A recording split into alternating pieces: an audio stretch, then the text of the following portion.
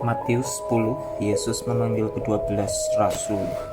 Yesus memanggil ke-12 muridnya dan memberi kuasa kepada mereka untuk mengusir roh-roh jahat dan untuk melenyapkan segala penyakit dan segala kelemahan. Inilah nama ke-12 rasul itu. Pertama, Simon yang disebut Petrus dan Andreas saudaranya, dan Yakobus anak Zebedeus dan Yohanes saudaranya, Filipus dan Bartolomeus, Thomas dan Matius pemungut cukai, Yakobus anak Alfeus dan Tadeus, Simon orang Selot dan Yudas Iskariot yang mengkhianati dia. Yesus mengutus ke-12 rasul. Ke-12 murid itu diutus oleh Yesus dan ia berpesan kepada mereka, "Janganlah kamu menyimpang ke jalan bangsa lain atau masuk ke dalam kota orang Samaria, melainkan pergilah kepada domba-domba yang hilang dari umat Israel. Pergilah dan beritakanlah kerajaan surga sudah dekat. Sembuhkanlah orang sakit, bangkitkanlah orang mati, tahirkanlah orang kusta, usirlah setan-setan. Kamu telah memperolehnya dengan cuma-cuma, karena itu berikanlah pula dengan cuma-cuma. Jangan kamu membawa emas dan perak atau tembaga dalam ikat pinggangmu. Janganlah kamu membawa bekal dalam perjalanan. Janganlah kamu membawa baju 2 helai, kasut atau tongkat, sebab seorang pekerja patut mendapat upahnya. Apabila kamu masuk kota atau desa, carilah di situ seorang yang layak dan tinggallah padanya sampai kamu berangkat. Apabila kamu masuk rumah orang, berilah salam kepada mereka. Jika mereka layak menerimanya, salammu itu turun ke atasnya. Jika tidak, salammu itu kembali kepadamu. Dan apabila seorang tidak menerima kamu dan tidak mendengar perkataanmu, keluarlah dan tinggalkanlah rumah atau kota itu dan kebaskanlah debunya dari kakimu. Aku berkata kepadamu, sesungguhnya pada hari penghakiman, tanah Sodom dan Gomora akan lebih ringan tanggungannya daripada kota itu. Penganiayaan yang akan datang dan pengakuan akan Yesus. Lihat, aku mengutus kamu seperti domba ke tengah-tengah serigala. Sebab itu hendaklah kamu cerdik seperti ular dan tulus seperti merpati. Tetapi waspadalah terhadap semua orang, karena ada yang akan menyerahkan kamu kepada majelis agama dan mereka akan menyesah kamu di rumah ibadatnya. Dan karena aku, kamu akan digiring ke muka penguasa-penguasa dan raja-raja sebagai suatu kesaksian bagi mereka dan bagi orang-orang yang tidak mengenal Allah. Apabila mereka menyerahkan kamu, janganlah kamu khawatir akan bagaimana dan akan apa yang harus kamu katakan, karena semuanya itu akan dikaruniakan kepadamu pada saat itu juga. Karena bukan kamu yang berkata-kata, melainkan roh Bapamu, dia yang akan berkata-kata di dalam kamu. Orang akan menyerahkan saudaranya untuk dibunuh, demikian juga seorang ayah akan anaknya, dan anak-anak akan memberontak terhadap orang tuanya dan akan membunuh mereka. Dan kamu akan dibenci semua orang oleh karena namaku, tetapi orang yang bertahan sampai pada kesudahannya akan selamat. Apabila mereka menganiaya kamu dalam kota yang satu, larilah ke kota yang lain. Karena aku berkata kepadamu, sesungguhnya sebelum kamu selesai mengunjungi kota-kota Israel, Anak Manusia sudah datang. Seorang murid tidak lebih daripada gurunya, atau seorang hamba daripada tuannya. Cukuplah bagi seorang murid jika ia menjadi sama seperti gurunya, dan bagi seorang hamba jika ia menjadi sama seperti tuannya. Jika tuan rumah disebut Beelzebul, apalagi seisi rumahnya. Jadi janganlah kamu takut terhadap mereka, karena tidak ada sesuatu pun yang tertutup yang tidak akan dibuka, dan tidak ada sesuatu pun yang tersembunyi yang tidak akan diketahui.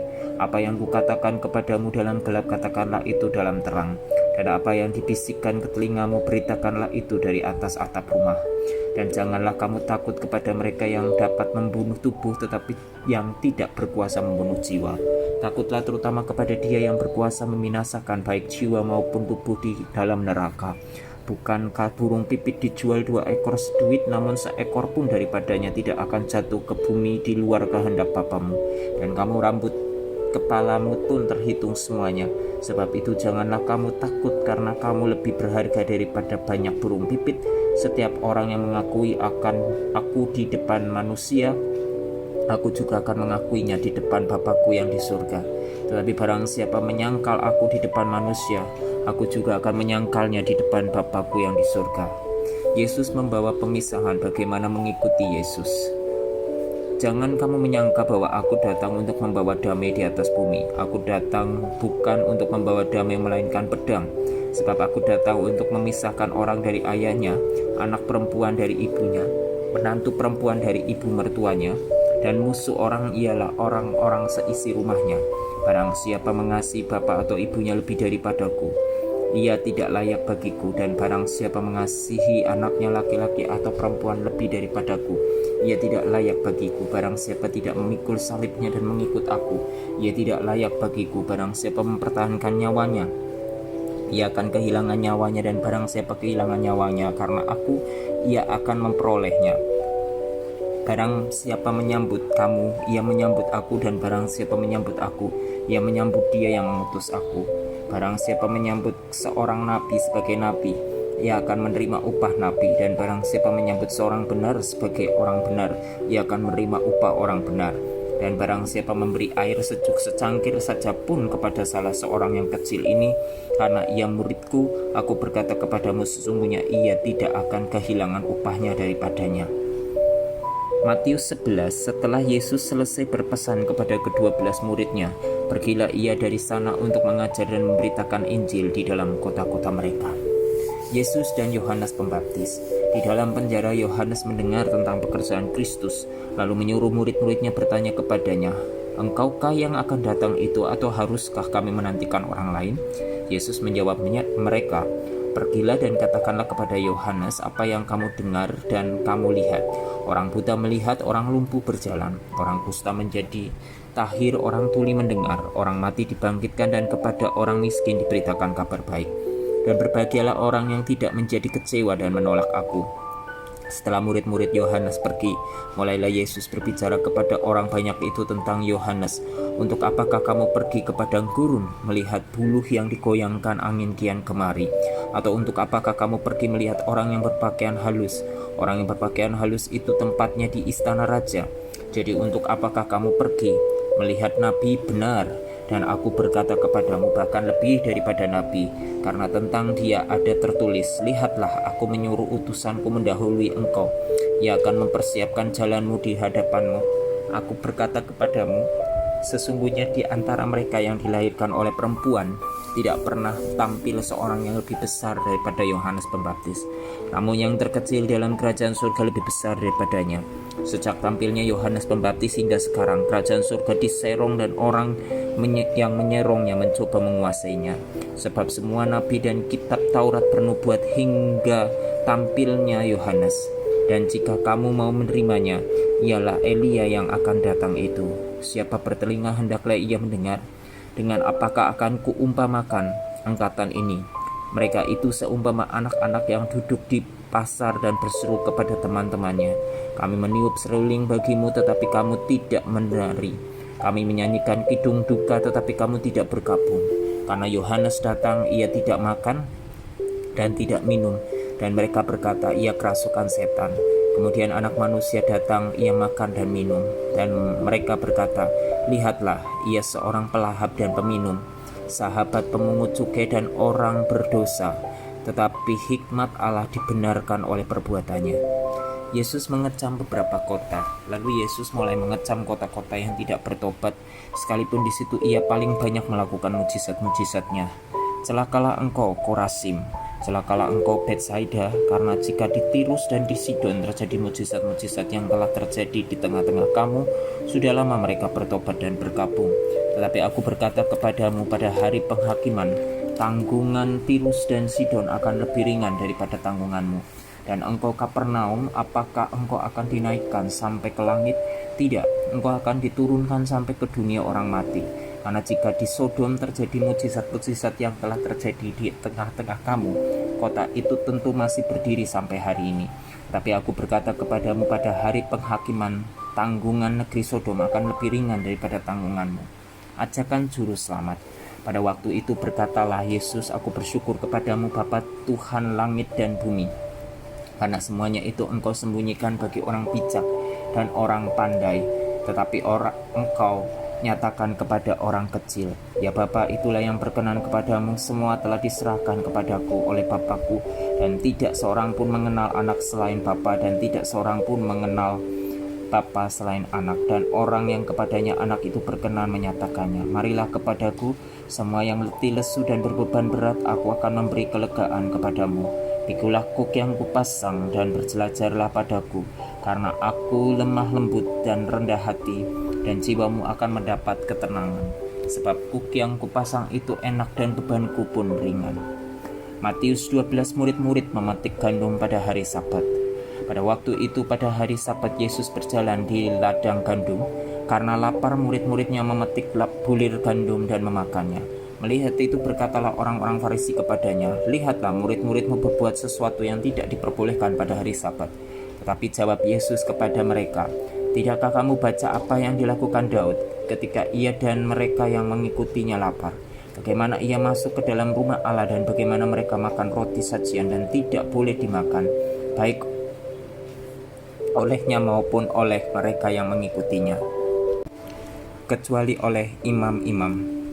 Atau tidakkah kamu baca dalam kitab Taurat bahwa pada hari-hari Sabat imam-imam melanggar hukum Sabat di dalam bait Allah, namun tidak bersalah?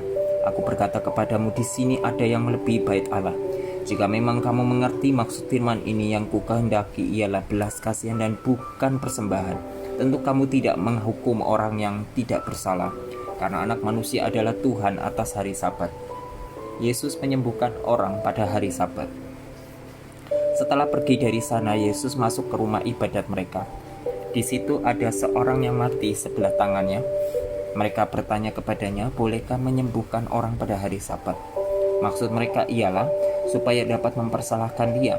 Tetapi Yesus berkata kepada mereka, "Jika seorang dari antara kamu mempunyai seekor domba dan domba itu terjatuh ke dalam lubang pada hari Sabat, tidakkah ia akan menangkapnya dan mengeluarkannya? Bukankah manusia jauh lebih berharga daripada domba? Karena itu boleh berbuat baik pada hari Sabat." Lalu kata Yesus kepada orang itu, "Ulurkanlah tanganmu," dan ia mengulurkannya. Maka pulihlah tangannya itu dan menjadi sehat seperti tangannya yang lain. Lalu keluarlah orang-orang Farisi itu dan bersekongkol untuk membunuh dia. Tetapi Yesus mengetahui maksud mereka lalu menyingkir dari sana. Yesus hamba Tuhan. Banyak orang mengikuti Yesus dan ia menyembuhkan mereka semuanya. Ia dengan keras melarang mereka memberitahukan siapa dia, supaya genaplah firman yang disampaikan oleh Nabi Yesaya, "Lihatlah, itu hambaku yang kupilih, yang kukasihi, yang kepadanya jiwaku berkenan. Aku akan menaruh rohku ke atasnya dan ia akan memaklumkan hukum kepada bangsa-bangsa. Ia tidak akan berbantah dan tidak akan berteriak, dan orang tidak akan mendengar suaranya di jalan-jalan. Buluh yang patah terkulai tidak akan diputuskannya, dan sumbu yang pudar nyalanya tidak akan dipadamkannya, sampai ia menjadikan hukum itu menang, dan padanya lah bangsa-bangsa akan berharap." Yesus dan Beelzebul. Kemudian dibawalah kepada Yesus seorang yang kerasukan setan. Orang itu buta dan bisu. Lalu Yesus menyembuhkannya sehingga si bisu itu berkata-kata dan melihat. Maka takjublah sekalian orang banyak itu, katanya, "Ia ini agaknya anak Daud." Tetapi ketika orang Farisi mendengarnya, mereka berkata, "Dengan Beelzebul, penghulu setan, ia mengusir setan." Tetapi Yesus mengetahui pikiran mereka lalu berkata kepada mereka, "Setiap kerajaan yang terpecah-pecah pasti binasa, dan setiap kota dan atau rumah tangga yang terpecah-pecah tidak dapat bertahan. Demikianlah juga kalau iblis mengusir iblis, ia pun terbagi-bagi dan melawan dirinya sendiri. Bagaimanakah kerajaannya dapat bertahan? Jadi jika aku mengusir setan dengan kuasa Beelzebul, dengan kuasa siapakah pengikut-pengikutmu mengusirnya? Sebab itu merekalah yang akan menjadi hakim. Tetapi jika aku mengusir setan dengan kuasa Roh Allah, maka sesungguhnya kerajaan Allah sudah datang kepadamu. Atau bagaimanakah orang dapat memasuki rumah seorang yang kuat dan merampas harta bendanya, apabila tidak diikatnya dahulu orang kuat itu? Sesudah diikatnya barulah dapat ia merampok rumah itu. Siapa tidak bersama aku, ia melawan aku, dan siapa tidak mengumpulkan bersama aku, ia mencerai-beraikan. Sebab itu aku berkata kepadamu, segala dosa dan hujat manusia akan diampuni, tetapi hujat terhadap Roh Kudus tidak akan diampuni. Apabila seorang mengucapkan sesuatu menentang Anak Manusia, ia akan diampuni, tetapi jika ia menentang Roh Kudus, ia tidak akan diampuni. Di dunia ini tidak, dan di dunia yang akan datang pun tidak. Jikalau sesuatu pohon kamu katakan baik, maka baik pula buahnya. Jikalau suatu pohon kamu katakan tidak baik, maka tidak baik pula buahnya. Sebab dari buahnya pohon itu dikenal. Hai kamu keturunan ular beludak, bagaimanakah kamu dapat mengucapkan hal-hal yang baik, sedangkan kamu sendiri jahat? Karena yang diucapkan mulut meluap dari hati. Orang yang baik mengeluarkan hal-hal yang baik dari perbendaharaannya yang baik, dan orang yang jahat mengeluarkan hal-hal yang jahat dari perbendaharaannya yang jahat. Tetapi aku berkata kepadamu, setiap kata-kata kata-kata sia-sia yang diucapkan orang harus dipertanggungjawabkannya pada hari penghakiman. Karena menurut ucapanmu, engkau akan dibenarkan, dan menurut ucapanmu pula engkau akan dihukum. Tanda Yunus. Pada waktu itu berkatalah beberapa ahli Taurat dan orang Farisi kepada Yesus, "Guru, kami ingin melihat suatu tanda daripadamu." Tetapi jawabnya kepada mereka, "Angkatan yang jahat dan tidak setia ini menuntut suatu tanda, tetapi kepada mereka tidak akan diberikan tanda selain tanda Nabi Yunus. Sebab seperti Yunus tinggal di dalam perut ikan 3 hari 3 malam, demikian juga Anak Manusia akan tinggal di dalam rahim bumi 3 hari 3 malam. Pada waktu penghakiman, orang-orang Niniwe akan bangkit bersama angkatan ini dan menghukumnya juga. Sebab orang-orang Niniwe itu bertobat setelah mendengar pemberitaan Yunus, dan sesungguhnya yang ada di sini lebih daripada Yunus. Pada waktu penghakiman, ratu dari selatan itu akan bangkit bersama angkatan ini, dan ia akan menghukumnya juga. Sebab ratu ini datang dari ujung bumi dan mendengar hikmat Salomo, dan sesungguhnya yang ada di sini lebih daripada Salomo." Kembalinya roh jahat. Apabila roh jahat keluar dari manusia, ia pun mengembara ke tempat-tempat yang tandus mencari perhentian, tetapi ia tidak mendapatnya. Lalu ia berkata, "Aku akan kembali ke rumah yang telah kutinggalkan itu." Maka pergilah ia dan mendapati rumah itu kosong, bersih, tersapu, dan rapi teratur. Lalu ia keluar dan mengajak 7 roh lain yang lebih jahat daripadanya, dan mereka masuk dan berdiam di situ. Maka akhirnya keadaan orang itu lebih buruk daripada keadaannya semula. Demikian juga akan berlaku atas angkatan yang jahat ini. Yesus dan sanak saudaranya. Ketika Yesus masih berbicara dengan orang banyak itu, ibunya dan saudara-saudaranya berdiri di luar dan berusaha menemui dia. Maka seorang berkata kepadanya, "Lihatlah, ibumu dan saudara-saudaramu ada di luar dan berusaha menemui engkau." Tetapi jawab Yesus kepada orang yang menyampaikan berita itu kepadanya, "Siapa ibuku dan siapa saudara-saudaraku?" Lalu katanya sambil menunjuk ke arah murid-muridnya, "Ini ibuku dan saudara-saudaraku. Sebab siapapun yang melakukan kehendak Bapa-Ku di surga, dialah saudaraku laki-laki, dialah saudaraku perempuan, dialah ibuku." Matius 13, perumpamaan tentang seorang penabur. Pada hari itu keluarlah Yesus dari rumah itu dan duduk di tepi danau. Maka datanglah orang banyak berbondong-bondong lalu mengerumuni dia, sehingga ia naik ke perahu dan duduk di situ, sedangkan orang banyak semuanya berdiri di pantai. Dan ia mengucapkan banyak hal dalam perumpamaan kepada mereka, katanya, "Adalah seorang penabur keluar untuk menabur. Pada waktu ia menabur, sebagian benih itu jatuh di pinggir jalan, lalu datanglah burung dan memakannya sampai habis. Sebagian jatuh di tanah yang berbatu-batu, yang tidak banyak tanahnya. Lalu benih itu pun segera tumbuh karena tanahnya tipis. Tetapi sesudah matahari terbit, layulah ia dan menjadi kering karena tidak berakar. Sebagian lagi jatuh di tengah semak duri, lalu makin besarlah semak itu dan menghimpitnya sampai mati.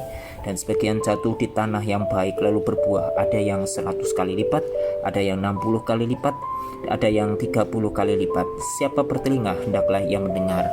Maka datanglah murid-muridnya dan bertanya kepadanya, "Mengapa engkau berkata-kata kepada mereka dalam perumpamaan?" Jawab Yesus, "Kepadamu diberi karunia untuk mengetahui rahasia kerajaan surga, tetapi kepada mereka tidak. Karena siapa yang mempunyai, kepadanya akan diberi, sehingga ia berkelimpahan. Tetapi siapa yang tidak mempunyai, apapun juga yang ada padanya akan diambil daripadanya. Itulah sebabnya aku berkata-kata dalam perumpamaan kepada mereka. Karena sekalipun melihat mereka tidak melihat, dan sekalipun mendengar mereka tidak mendengar dan tidak mengerti. Maka pada mereka genaplah nubuat Yesaya yang berbunyi, kamu akan mendengar dan mendengar, namun tidak mengerti. Kamu akan melihat dan melihat, namun tidak menanggap. Sebab hati bangsa ini telah menebal, dan telinganya berat mendengar, dan matanya melekat tertutup, supaya jangan mereka melihat dengan matanya, dan mendengar dengan telinganya, dan mengerti dengan hatinya, lalu berbalik sehingga aku menyembuhkan mereka. Tetapi berbahagialah matamu karena melihat, dan telingamu karena mendengar. Sebab aku berkata kepadamu, sesungguhnya banyak nabi dan orang benar ingin melihat apa yang kamu lihat, tapi tidak melihatnya, dan ingin mendengar apa yang kamu dengar, tetapi tidak mendengarnya. Karena itu dengarlah arti perumpamaan penabur itu kepada setiap orang yang mendengar firman tentang kerajaan surga, tapi tidak mengertinya. Datanglah si jahat dan merampas yang ditaburkan dalam hati orang itu. Itulah benih yang ditaburkan di pinggir jalan. Benih yang ditaburkan di tanah yang berbatu-batu ialah orang yang mendengar firman itu, dan segera menerimanya dengan gembira. Tetapi ia tidak berakar dan tahan sebentar saja. Apabila datang penindasan atau penganiayaan karena firman itu, orang itu pun segera murtad. Yang ditaburkan di semak duri ialah orang yang mendengar firman itu, lalu kekhawatiran dunia ini dan tipu daya kekayaan menghimpit firman itu sehingga tidak berbuah. Yang ditaburkan di tanah yang baik ialah orang yang mendengar firman itu dan mengerti, dan karena itu ia berbuah. Ada yang 100 kali lipat, ada yang 60 kali lipat, ada yang 30 kali lipat. Perumpamaan tentang lalang di antara gandum. Yesus membentangkan suatu perumpamaan lain lagi kepada mereka, katanya, hal kerajaan surga itu seumpama orang yang menaburkan benih yang baik di ladangnya, tetapi pada waktu semua orang tidur, datanglah musuhnya menaburkan benih lalang di antara gandum itu, lalu pergi. Ketika gandum itu tumbuh dan mulai berbulir, nampak jugalah lalang itu. Maka datanglah hamba-hamba tuan ladang itu kepadanya dan berkata, "Tuan, bukankah benih baik yang Tuan taburkan di ladang Tuan? Dari manakah lalang itu?" Jawab tuan itu, "Seorang musuh yang melakukannya."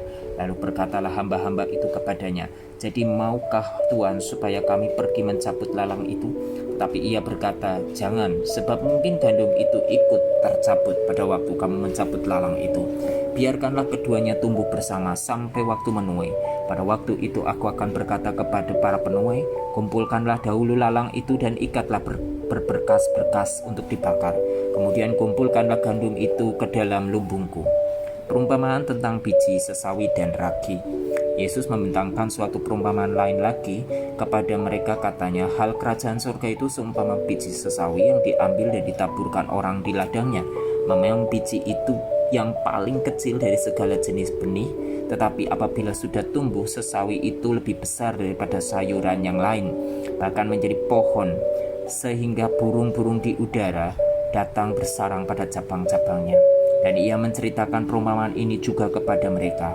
Hal kerajaan surga itu seumpama ragi yang diambil seorang perempuan dan diadukkan ke dalam tepung terigu 3 sukat sampai kamir seluruhnya.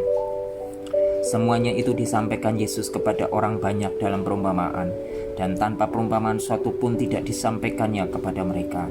Supaya genaplah firman yang disampaikan oleh Nabi, "Aku mau membuka mulutku, mengatakan perumpamaan, aku mau mengucapkan hal yang tersembunyi sejak dunia dijadikan." Penjelasan perumpamaan tentang lalang di antara gandum. Maka Yesus pun meninggalkan orang banyak itu lalu pulang. Murid-muridnya datang dan berkata kepadanya, "Jelaskanlah kepada kami perumpamaan tentang lalang di ladang itu." Ia menjawab, katanya, "Orang yang menaburkan benih baik ialah anak manusia. Ladang ialah dunia. Benih yang baik itu anak-anak kerajaan dan lalang anak-anak si jahat. Musuh yang menaburkan benih lalang ialah iblis. Waktu menuai ialah akhir zaman dan para penuai itu malaikat. Maka seperti lalang itu dikumpulkan dan dibakar dalam api, demikianlah juga pada akhir zaman. Anak manusia akan menyuruh malaikat-malaikatnya dan mereka akan mengumpulkan segala sesuatu yang menyesatkan dan semua orang yang melakukan kejahatan dari dalam kerajaannya. Semuanya akan dicampakkan ke dalam dapur api, di sanalah akan terdapat ratapan dan kertakan gigi.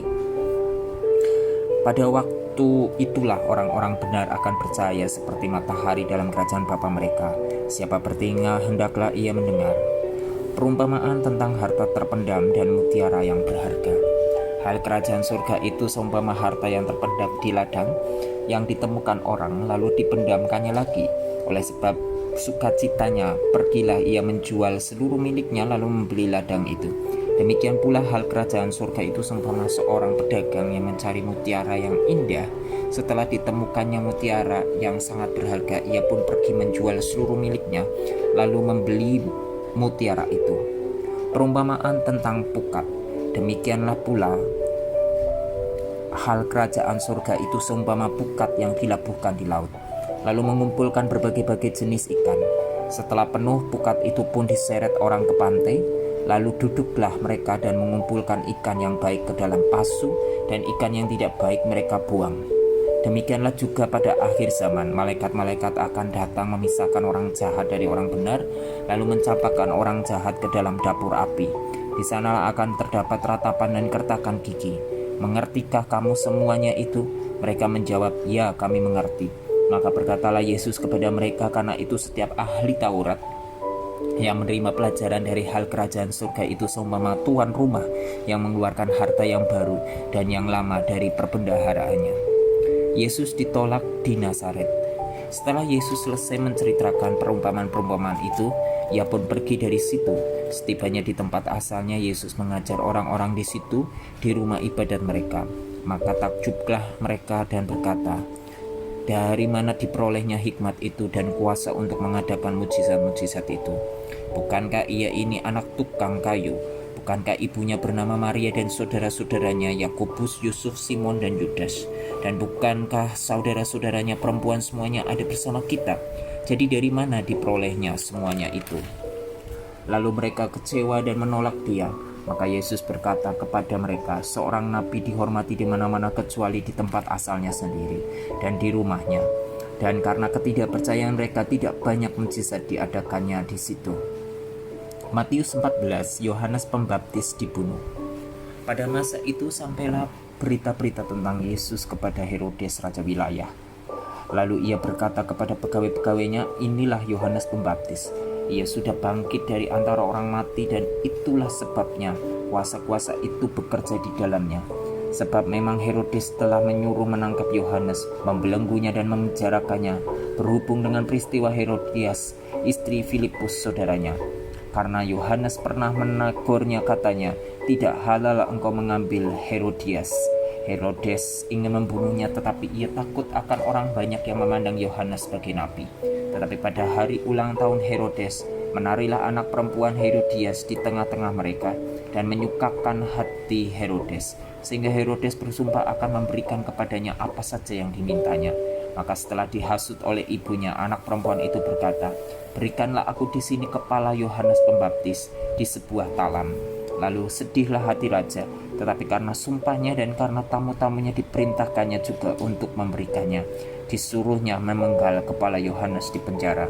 Dan kepala Yohanes itu pun dibawa orang di sebuah talam, lalu diberikan kepada gadis itu, dan ia membawanya kepada ibunya. Kemudian datanglah murid-murid Yohanes Pembaptis, mengambil mayatnya dan menguburkannya. Lalu pergilah mereka memberitahukannya kepada Yesus. Yesus memberi makan 5.000 orang. Setelah Yesus mendengar berita itu, menyingkirlah ia dari situ dan hendak mengasingkan diri dengan perahu ke tempat yang sunyi. Tetapi orang banyak mendengarnya dan mengikuti dia dengan mengambil jalan darat dari kota-kota mereka. Ketika Yesus mendarat, ia melihat orang banyak yang besar jumlahnya. Maka tergeraklah hatinya oleh belas kasihan kepada mereka, dan ia menyembuhkan mereka yang sakit. Menjelang malam, murid-muridnya datang kepadanya dan berkata, tempat ini sunyi dan hari sudah mulai malam. Suruhlah orang banyak itu pergi supaya mereka dapat membeli makanan di desa-desa. Tetapi Yesus berkata kepada mereka, tidak perlu mereka pergi. Kamu harus memberi mereka makan. Jawab mereka, yang ada pada kami di sini hanya 5 roti dan 2 ikan. Yesus berkata, bawalah kemari kepadaku. Lalu disuruhnya orang banyak itu duduk di rumput, dan setelah diambilnya 5 roti dan 2 ikan itu, Yesus menengadah ke langit dan mengucap berkat. Lalu memecah-mecahkan roti itu dan memberikannya kepada murid-muridnya. Lalu murid-muridnya membagi-bagikannya kepada orang banyak, dan mereka semuanya makan sampai kenyang. Kemudian orang mengumpulkan potongan-potongan roti yang sisa dan 12 bakul penuh. Yang ikut makan kira-kira 5.000 laki-laki, tidak termasuk perempuan dan anak-anak. Yesus berjalan di atas air. Sesudah itu Yesus segera memerintahkan murid-muridnya naik ke perahu dan mendahuluinya ke seberang. Sementara itu ia menyuruh orang banyak pulang. Dan setelah orang banyak itu disuruhnya pulang, Yesus naik ke atas bukit untuk berdoa seorang diri. Ketika hari sudah malam, ia sendirian di situ. Perahu murid-muridnya sudah beberapa mil jauhnya dari pantai dan diombang-ambingkan gelombang karena angin sakal. Kira-kira jam 3 malam datanglah Yesus kepada mereka, berjalan di atas air. Ketika murid-muridnya melihat dia berjalan di atas air, mereka terkejut dan berseru, itu hantu. Lalu berteriak-teriak karena takut. Tetapi segera Yesus berkata kepada mereka, tenanglah, aku ini, jangan takut. Lalu Petrus berseru dan menjawab dia, Tuhan, apabila engkau itu, suruhlah aku datang kepadamu berjalan di atas air. Kata Yesus, datanglah. Maka Petrus turun dari perahu dan berjalan di atas air mendapatkan Yesus.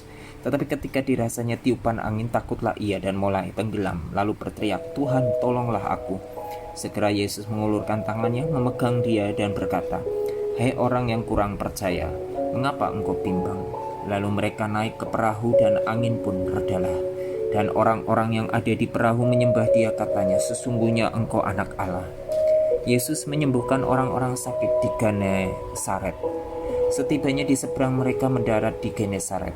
Ketika Yesus dikenal oleh orang-orang di tempat itu, mereka memberitahukannya ke seluruh daerah itu. Maka semua orang yang sakit dibawa kepadanya.